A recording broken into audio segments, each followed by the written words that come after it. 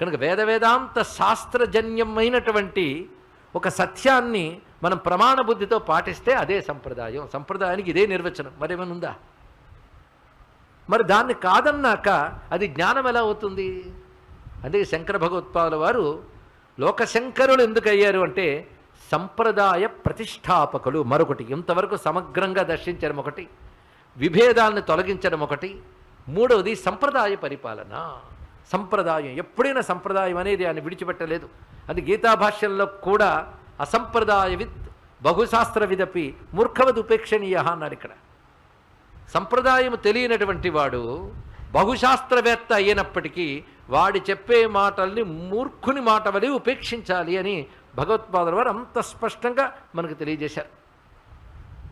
అందుకే ఒక సంప్రదాయం తీసుకోవాలి. సంప్రదాయం ఎప్పుడు కూడా శాస్త్రజన్యమైన దాన్నే సంప్రదాయం అంటాం. శాస్త్రం అంటే ఏమిటో ముందు ఇవాళ ప్రవచనం ప్రారంభంలో నిర్వచించుకున్నాం. ఏమిటి? శృతి, స్మృతి, పురాణాదులు.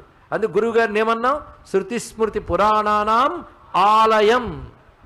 ఆలయం అంటే ఒక చోట అన్ని చేర్చి దాన్ని ఆలయం అంటాం. గ్రంథాలయం, విద్యాలయం, దేవాలయం అని చెప్పడంలో అవన్నీ అక్కడ ఉంటాయని అర్థం. అంటే గురువులు ఏమున్నాయి? శృతి, స్మృతి, పురాణములు మూడు ఉన్నాయి. అయితే భగవత్పాదుల వారు స్మృతి పురాణాల గురించి ఏమైనా నిరసించారా? ఇదో మాట. అని వేదాంత మత ప్రతిష్టాపకులు కనుక పురాణాలని స్మృతుల్ని అని చెప్పరు అని అనుకుంటే చాలా పొరపాటు.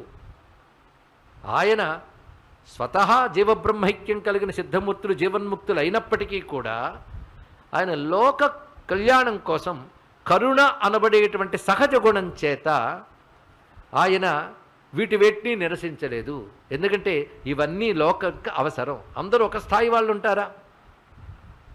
ఇప్పుడు చిత్తశుద్ధి వరకు కర్మాచరణ చెయ్యు అని చెప్పారు. చిత్తశుద్ధి వరకు అంటే చిత్తశుద్ధి కలగడమే కర్మ యొక్క ప్రయోజనం. చిత్తశుద్ధి అనేది లేకుండా కర్మను పరిత్యజించేది ఇది ఎంత ప్రమాదం అండి.